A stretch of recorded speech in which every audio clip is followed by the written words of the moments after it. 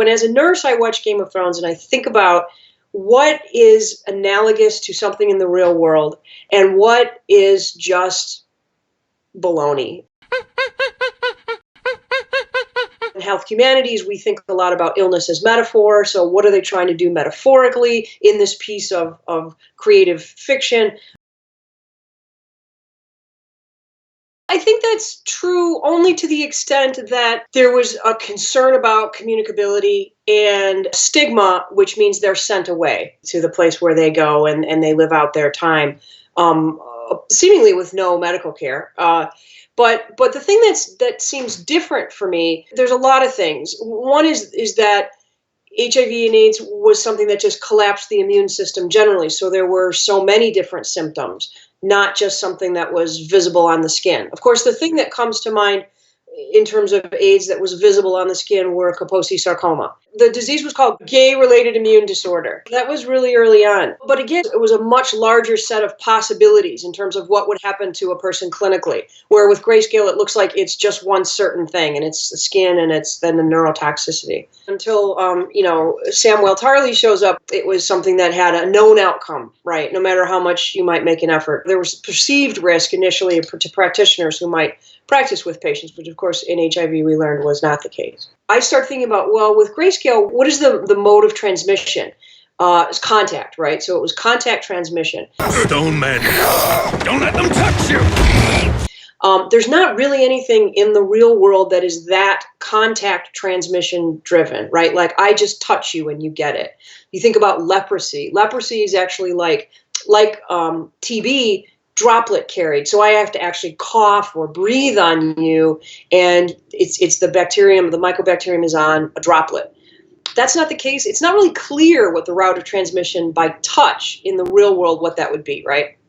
So is it bacterial? Is it viral? What is it? Bacteria. I mean, we become vectors of transmission. I get those bacteria on my hands. If I don't wash my hands, and I go take care of another patient who is immune compromised, and I may put my hands somewhere that is going to infect them, I'm not going to get Greyscale because those bacteria are in my hand, right? So I become the vector. In Greyscale, it seems like there is no vector. It's just I touch you, boom, you're infected, if I'm infected. An uncture. As a nurse, I was like very excited to hear that word because it is one of my favorite words, and you just don't hear it anymore. An uncture is like basically like a poultice, right? Like a healing paste. So that's really interesting too, because what was in the uncture? Because remember the Meister said you have one day and then you have to go. By the next morning, he was not only had that underlayer of skin completely healed up, but he was no longer infectious, which makes me think it was a topical infection. It wasn't systemic. That piece of it definitely felt like it was to serve the narrative, right? Like, because there's no way that anything could heal that quickly. Although who knows what was in the uncture? You're right, exactly, plot medicine. It's really confusing, interestingly, with Greyscale, because when he got close to Jorah and Samuel started cutting off the Greyscale, interestingly, what that is most analogous to in real life is something called debridement, when you debride a wound. Like you kind of would cut, like particularly after really bad burns, you might cut off that outer layer and let the under layer heal. It is incredibly painful, like it was on the show. That seems to be the real world thing. But what was so interesting to me was it seemed really pussy, right? So that implies that there's bacteria and your white cells are reacting and creating a bacterial reaction to that. But yet, he must have had some layer of normal skin under that, although he looked like he was cutting really deep, right? So again, I'm struggling with the anatomy of this.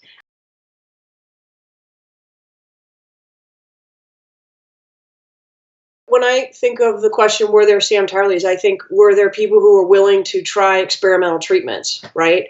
And as we know, he was putting himself at risk, and presumably that's what we're to take from the Meister telling him that the person who had figured out the cure died of Greyscale, right? So that presumably means they were infected in the effort to help others. For a great account of a lot of that time, there's a book called How to Survive a Plague by David France. He made a documentary film, but his book has come out recently, and it's very interesting. It talks about some of the, there's something I think called Compound Q, and all different kinds of things that people were trying. But again, they weren't on the front line putting themselves at risk.